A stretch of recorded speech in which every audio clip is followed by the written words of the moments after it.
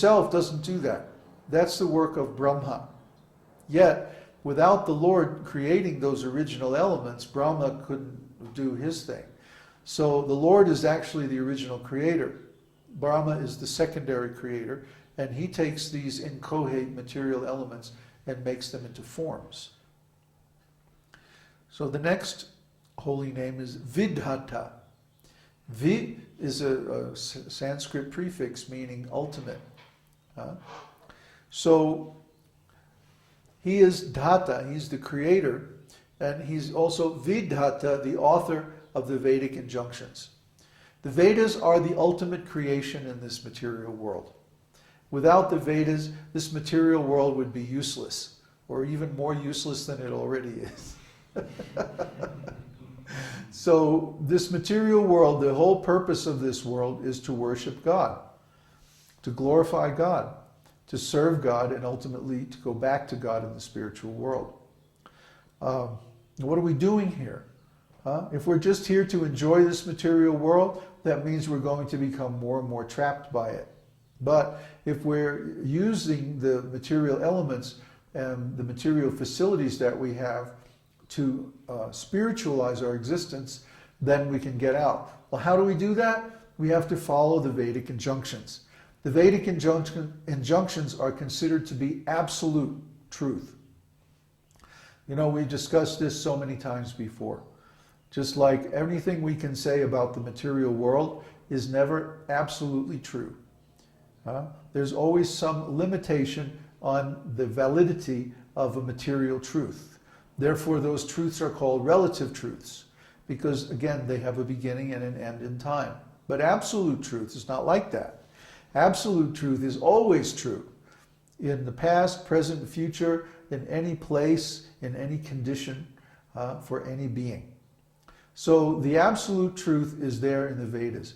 The Vedas are like an ocean or a vast mine full of gems of absolute truth. And we take shelter of the Vedas because the Vedas give us knowledge about things that are impossible for us to know by any other way. And if we compare the Vedas with other spiritual traditions or religious traditions in the world, we see that the Vedas are inherently superior to all other religious traditions because they give the means to attain a direct personal relationship with God. All other scriptures try to get in between the soul and God by creating some kind of religious formality. And you might say, well, isn't the guru like that? Well, the guru is kind of a one-way transmission from Krishna through the disciplic lineage to the disciple. But what is the guru telling the disciple? You have to serve Krishna. You have to worship Krishna. You have to chant the name of Krishna. Ultimately, you have to see Krishna face to face. So guru is different from religion because guru tells the disciple how to make a personal, direct relationship with God. The guru is not saying, or should not be saying, you have to serve me. The guru is saying, you have to serve Krishna. That's the actual Vedic injunction. Of course, the disciple should serve the guru because the guru gives him so much knowledge. So anyone who's sincere, anyone who is honest, will want to offer their guru so much service. And this is natural. The guru is the representative of Krishna. Therefore, we should serve and worship him like Krishna. That's why every week we begin with Vande, śrī-guroḥ, śrī-yuta-pada-kamalaṁ, śrī-gurun, vaiṣṇavāṁś. That there are many gurus in the disciplic lineage going all the way back to Krishna. And we're indebted to all of them because they have sacrificed their life and given so much of their time and energy just to make us enlightened. So we feel a great debt, actually an unpayable debt to those gurus, because what have they done? They've given us Krishna. Like it says in the song that we just chanted. You have Krishna and you can give him to me. He's speaking to the guru. So the guru can give us Krishna, and when he does, well, what do? We worship Krishna.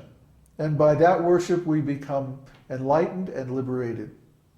Therefore, the guru is the main necessity of religious life or spiritual life.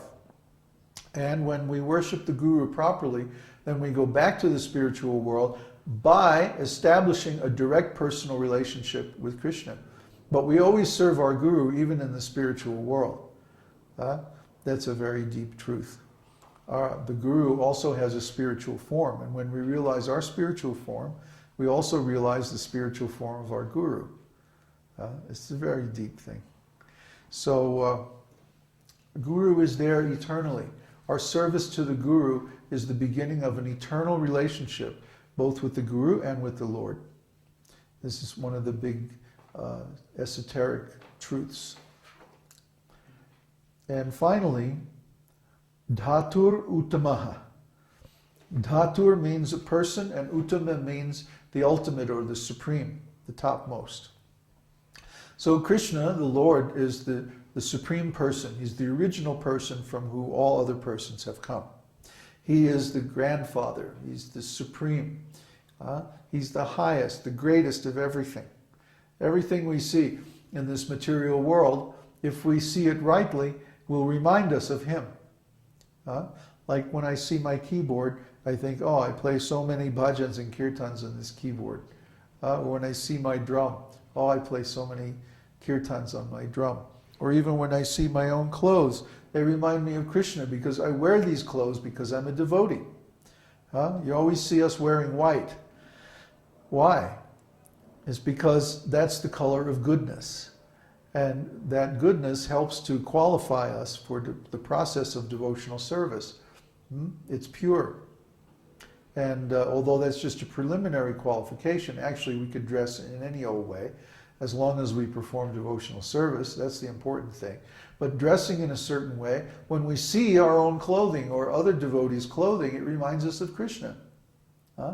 Just like we mark our forehead with the udra pundra, or tilak mark. Why? To remind us of Krishna when we look in the mirror. Or when other people see us, it reminds them of Krishna. They say, oh, he's a devotee, he's wearing tilak. Very nice. And Bhakti Vinod said that if someone is not wearing tilak, then their face is like a cremation ground. It's like a cemetery. There's only a decoration on a dead body. So this mark of tilak means that we're awake, we're alive, we're worshiping Krishna. We're using our time, our valuable human life, in the right way. So similarly, if we are intelligent, we will worship God, the Supreme Person, with everything that we do. And that way this material world can't trap us. It can't deceive us. And it can't keep us in birth and death again and again. We can get out. That's the actual goal of the esoteric teaching. Now, are there any questions? But Peter. Peter? If Brahma is the original creator, how is Shiva the topmost demigod?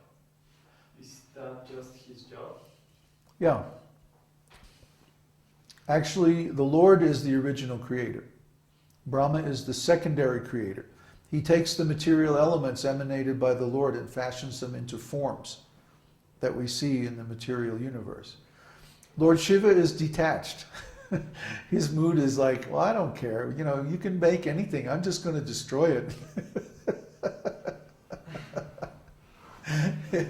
That's his mood. He's against the material world. He's not for the material world.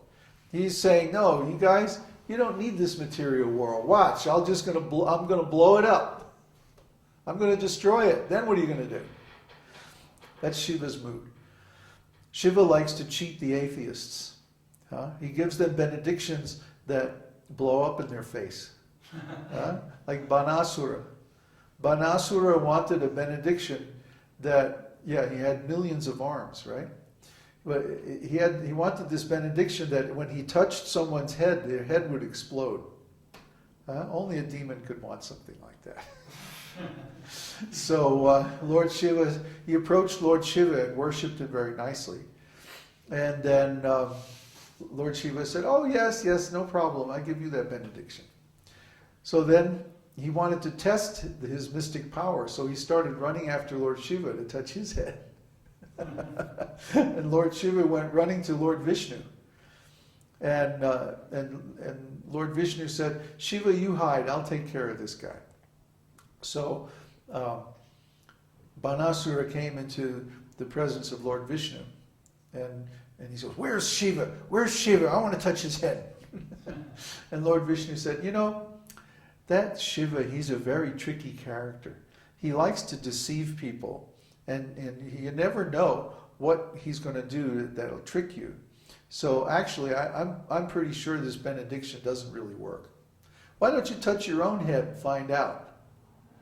And so Banasura is like, yeah, I know about Shiva. He's just a really crazy guy. And he touches his head, boom.